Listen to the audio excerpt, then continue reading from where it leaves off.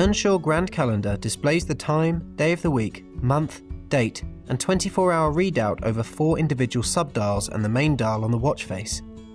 Let's start by setting the month of the year. It is important that the time is not between 11:30 p.m. and 5:30 a.m. as this is when the automatic change mechanism is engaged. Push in the small divot on the upper right side of the watch case using a special watch tool.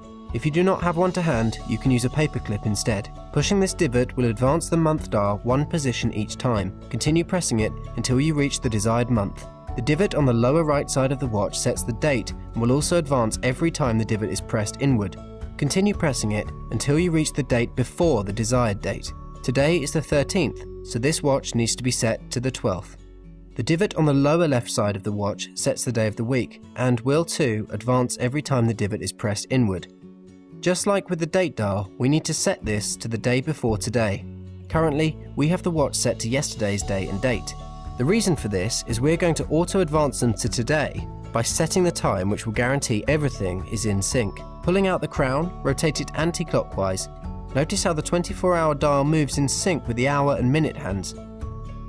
We are going to pass through the 24-hour mark on this sub-dial first. This will ensure that the day and date are in sync, and then we will set the correct time. You can now push the crown back in. Keep in mind that the date dial reads to 31. Some adjustments will be needed during the months that have fewer days. You will also need to manually adjust the month dial on the first of each month.